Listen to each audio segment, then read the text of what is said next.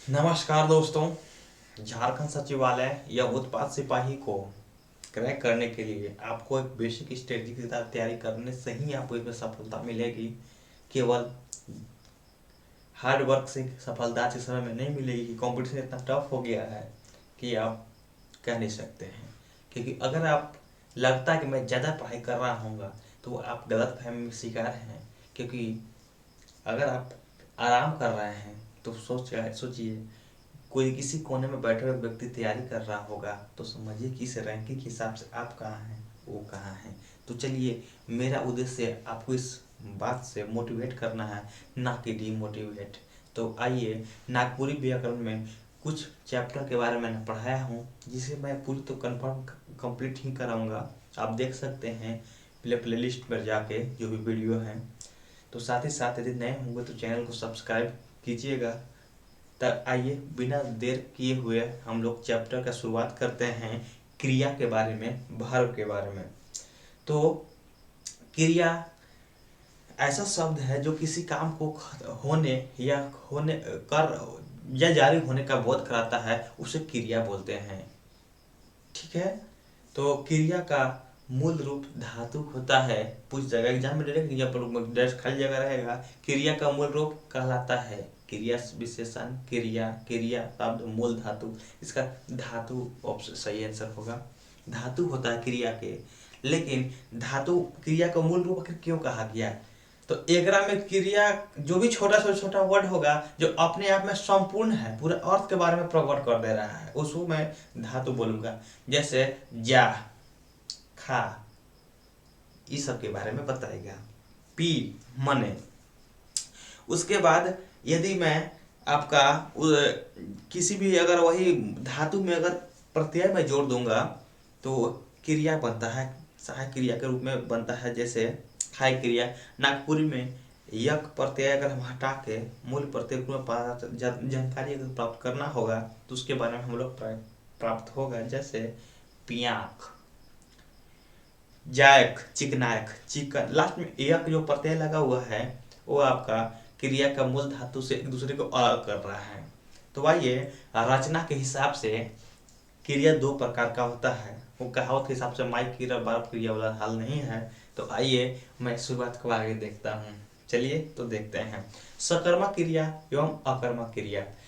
दोस्तों, यहाँ पे साफ शब्द इंडिकेट कर रहा है सकर्मक, यानी कि जो कर्मक के साथ हो, जिसमें कर्म निहित हो, सकर्मक क्रिया कहेंगे। अकर्मक, जिसमें कर्म नहीं हो, यानी मैं उसका अकर्मक क्रिया बोलता हूँ।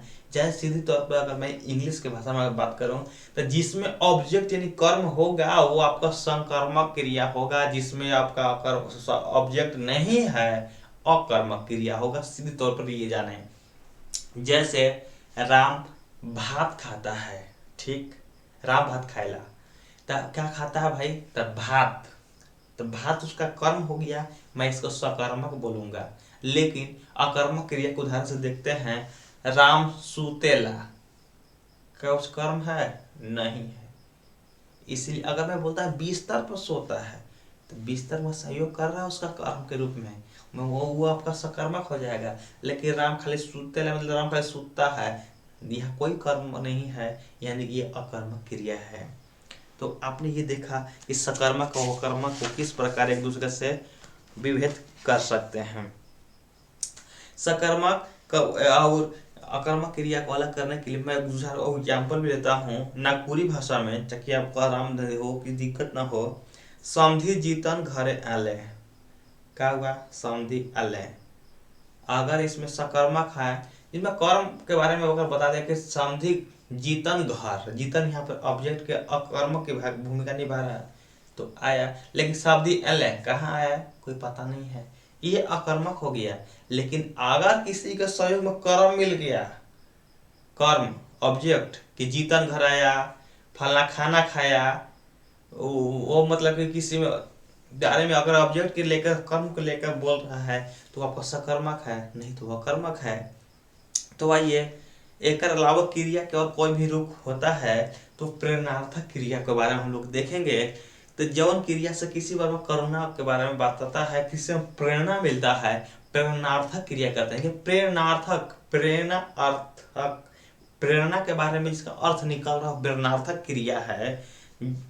जैसे जगवायक, उठवायक, चलवायक, पिटवायक, जोतवायक, इस सब के बारे में नागपुरी भाषा में विशेषकर प्रयोग किए जाते हैं। इसके बाद आइए किसी कोई मूल रूप से धातु है जिसकी चूस अपने आप में कंप्लीट है, ये भी देख और फरमाइएगा। इसको धातु को मैं रख रहा हूँ, धातु ही है चूस, तो उसका साधारण क्रिया बोला चूसेक, नागपुरी में बोला चूसेक, लेकिन वही अगर प्रेरणार्थक है चुसवायक।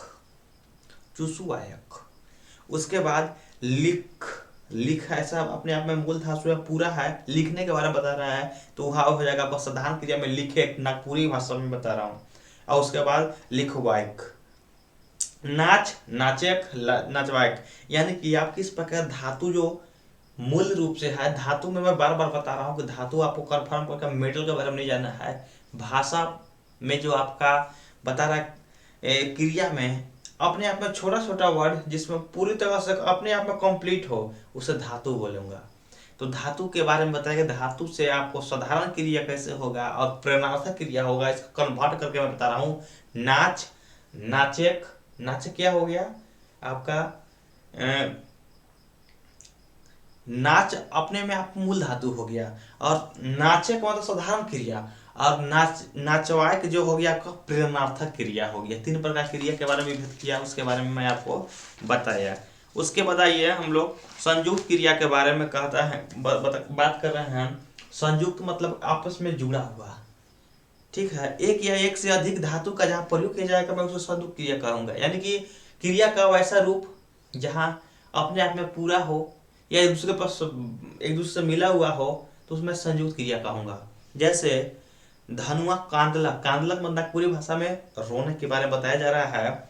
और मैं नैहर पहुंच गईलक, ये वाक्य में आपका माई नहर पहुंच गईलक मतलब दूगो, एक पहुंचना के बारे में बता रहा है, एक को गैला के बारे में मतलब गई और वहां पहुंचा, मतलब दूगो क्रिया का संयुक्त प्रयोग किया जा रहा है, इसलिए मैं इसे संयुक्त क्रिया के बारे में बता रहा हूँ।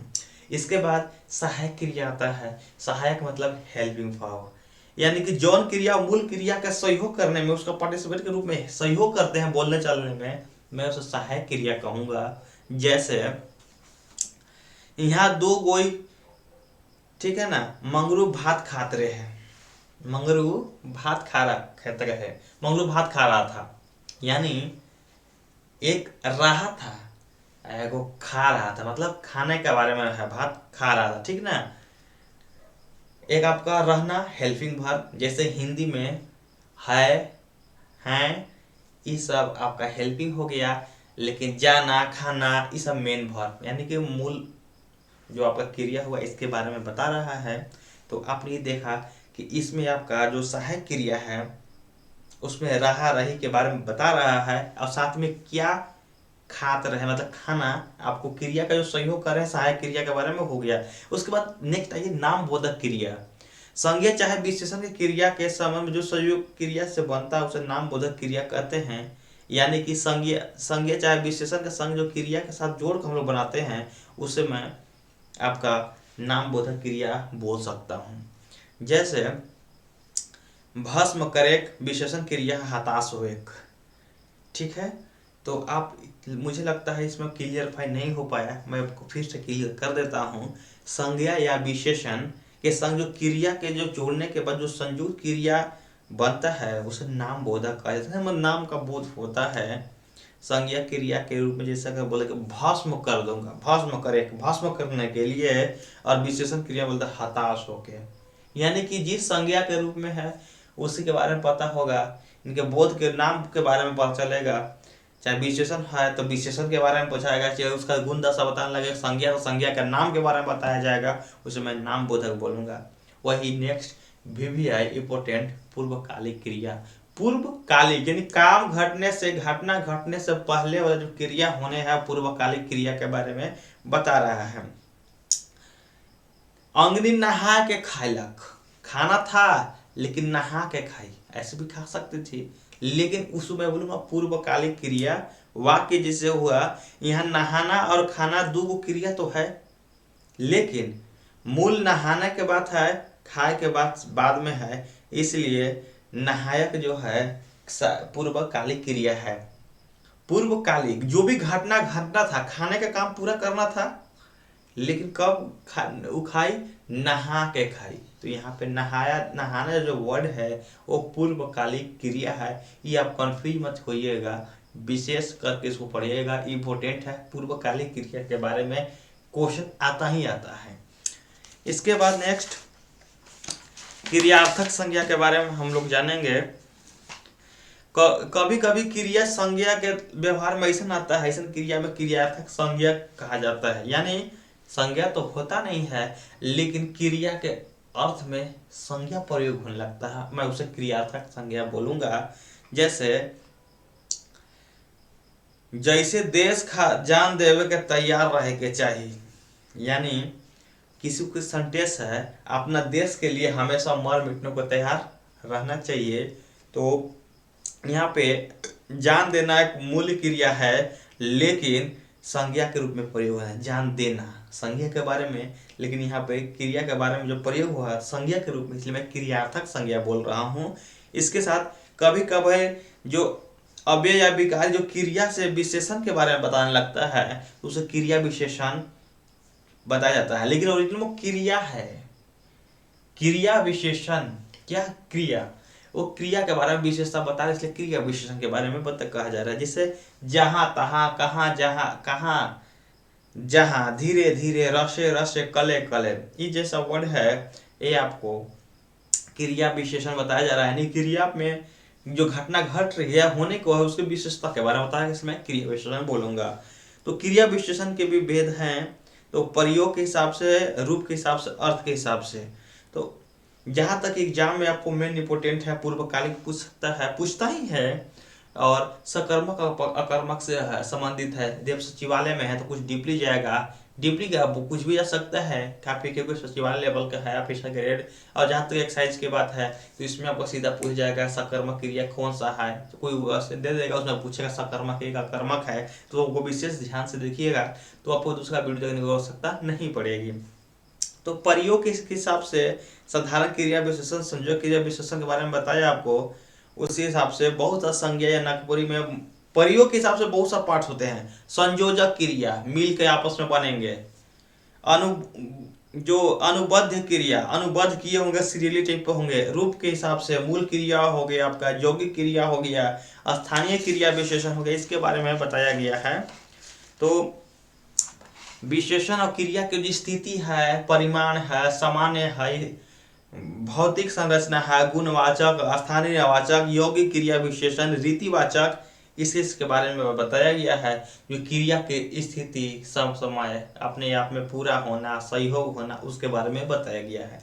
तो मैं उम्मीद करता हूँ कि क्रिया संबंधी एक भी क्वेश्चन आपको नहीं छूटेगा। विशेषकर आप फोकस क्रिया का प्रकार जो मूल रूप से है, क्रिया का मूल रूप धातु बोलते हैं, जो अपने आप में सुटेबल होता है, और उसके बारे में विशेष पढ़िएगा, तो आपको कभी दिक्कत नहीं होगा। तो फिलहाल दोस्तों, मैं वीडियो नेक्स्ट में वाच के बारे में पढ़ाऊंगा, जो आपको एग्जाम में क्वेश्चन तो आएंगे ही आएंगे, ताकि कैसे आपको एक भी क्वेश्चन गलत ना हो, उसके लिए आप विशेष देखिएगा। तब तक मिलते हैं नेक्स्ट वीडियो में, तब तक के लिए जय हिंद, जोहार झारखंड, जय हिंद।